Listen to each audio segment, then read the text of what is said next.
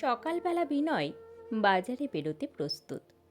হাতে থলি নিয়ে দরজার দিকে এগোতেই তার স্ত্রী চৈতালি বলল, শোনো, আমি যে ফর্দ দিয়েছি সেগুলো ছাড়া আর কিচ্ছু লাগবে না। তবে যদি পাও একটা ইলিশ নিয়ে এসো। বিনয় হেসে বলল, এখন তো বর্ষা পড়েনি, ইলিশ পাওয়া মুশকিল। তাও দেখি, যদি পাই নিয়ে আসবো। চৈতালি মুচকি হেসে বলল, নিয়ে এলে কিন্তু তোমার জন্য স্পেশাল সর্ষে ইলিশ পোস্ত বানাবো। ঠিক আছে বলে বিনয় বেরোতে যাবে, এমন সময় তার মা শ্যামলী দেবী ডাক দিলেন, কিরে বাবা, বাজার যাচ্ছিস? আসার সময় চিংড়ি শুটকি নিয়ে আসিস তো, অনেক দিন খাইনি। আর বৌমাকে বলেছি আজ যেন চিংড়ি বাটা লাউ পাতা দিয়ে রান্না করে। বিনয় বলল, ঠিক আছে মা, পেলে নিয়ে আসবো, বলে বাজারের উদ্দেশ্যে বেরিয়ে গেল। সকালে বাজার সেরে বিনয় বাড়ি ফিরল। অফিসে যাওয়ার তাড়া থাকায় কাছের বাজার থেকেই যা পেয়েছি তাই কিনে এনেছে। ঘরে ঢুকতেই শ্যামলী দেবী প্রশ্ন করলেন, কিরে, চিংড়ি শুটকি এনেছিস তো? বিনয় একটু অপ্রস্তুত হয়ে বলল, না মা, আজ পাইনি, সময় কম ছিল, দূরের বাজারে যেতে পারিনি, কাল নিয়ে আসব। তা কি মাছ এনেছিস? একটু ইলিশ পেয়েছিলাম, তাই নিয়ে এসেছি। এ কথা শুনেই শ্যামলী দেবীর মুখ ভার হয়ে গেল। ও, বৌমার জন্য ইলিশ ঠিকই পাস, আর আমি একটু চিংড়ি চাইলে সেটা আনতে পারলি না। আমি কিছু বুঝি না ভেবেছিস? শুনে রাখ, বউ হারালে বউ পাবি, কিন্তু মা হারালে মা পাওয়া যায় না। বিনয় চুপ করে গেল। ঠিক এই পরিস্থিতির আশঙ্কায় সে করছিল। এদিকে শাশুড়ির কান্নার শব্দ শুনে চৈতালি ছুটে এলো। সব শুনে সে একটু মজার ছলেই বলল, তা মা, যদি বউ হারালে আর একটা বউ পাওয়া যায়, তাহলে আর একটা বউ নিয়ে আসুন না, আমি তাহলে বাপের বাড়ি চলে যাই। শ্যামলী দেবী থমকে গেলেন। বুঝতে পারলেন কথাটা বেশি হয়ে গেছে।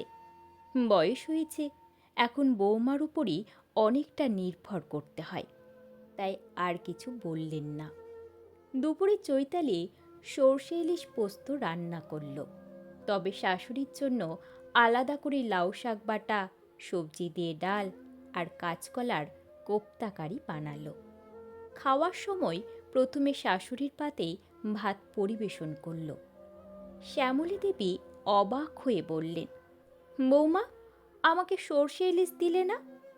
চৈতালি হেসে বলল, মা, আপনার তো দাঁতগুলো আগের মতো নেই, এত কাঁটাওয়ালা মাছ আপনি কিভাবে খাবেন বলুন? তাই আপনার জন্য আলাদা নরম তরকারি বানিয়েছি। শ্যামলী দেবী একটু বিড়বিড় করলেন, কিন্তু কিছু বললেন না। এদিকে বিনয়, চৈতালি আর তাদের ছেলে খেতে বসেছে।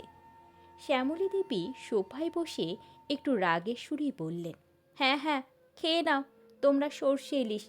কি আর করবে, বাপের বাড়িতে তো আর এত ভালো খাবার পাওনি, আমার ছেলের টাকায় খেয়ে আরাম করো। চৈতালি এবার হেসে বলল, তা মা, আপনি যে কচু চিংড়ি বা চিংড়ি বাটা খেতে ভালোবাসেন, সেগুলো কি আপনি বাপের বাড়িতে পেতেন না? শ্যামলী দেবী একটু রাগ করে বললেন, তোমার সাথে দুটো কথা বলা মুশকিল। এরপর 2-3 দিন কেটে গেল।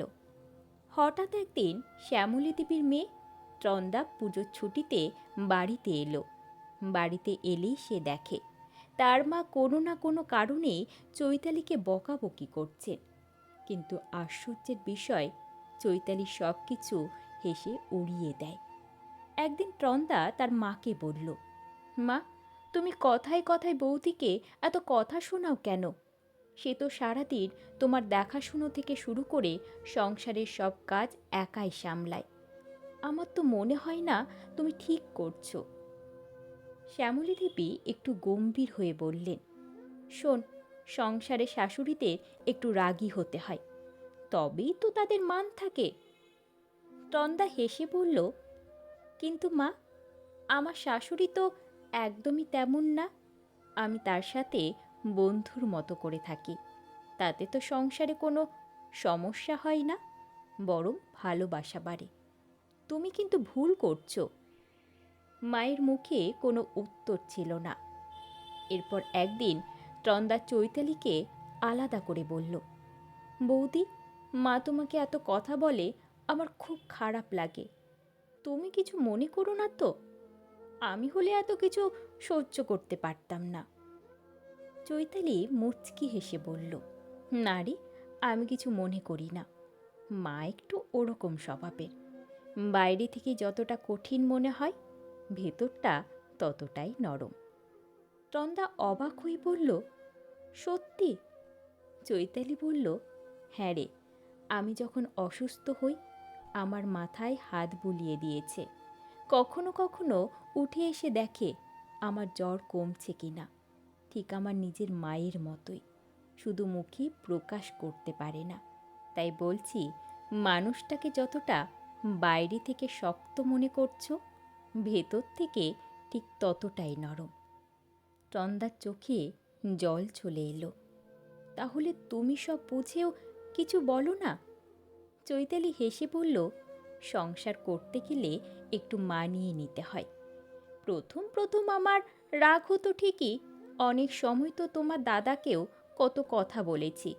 কিন্তু একদিন যখন মাঝে আমি অসুস্থ হয়েছিলাম আর মা মাঝরাতে উঠে এসে আমার কপালে হাত দিয়ে জ্বর আছে কিনা দেখছিল, তখনই আমার যেন মনের মধ্যেই একটা খটকা লাগলো। পরদিন তোমার দাদাকে কথাটা বলতেই তোমার দাদাই আমাকে বলেছিল, মা নাকি বারবার তোমার দাদাকে জিজ্ঞেস করেছে আমি ওষুধ খেয়েছি কিনা, আবার আমার কি খাবার খেতে ইচ্ছে করছে সেটাও তোমার দাদাকে দিয়ে বাজার থেকে আনিয়ে নিজের হাতে রান্না করেছিল। আমি জানি মা আমাকে ভীষণ ভালোবাসে, তাই ওনার কথাগুলো আমি মজার ছলেই নিই। দূর থেকে শ্যামলী দেবী সব কথা শুনেছিলেন। তার চোখ ভিজে উঠল। চৈতালির ননদ বলে উঠল, সত্যি বৌদি, তোমার মতন বৌমাকে আমার মা পেয়ে ধন্য। হয়তো কোনো দিন আমিও তোমার মতো করে নিজের মাকে এতটা বুঝতে পারতাম না। কিছু কিছু মানুষ থাকে যারা ভালোবাসাটাকে বহিঃপ্রকাশ করতে পারে না, বা তারা চায় না। না হয় রইল তাদের মনের ভেতরে ভালোবাসা, থাকুক না এক একটা সম্পর্ক, একটু টক ঝাল মিষ্টি।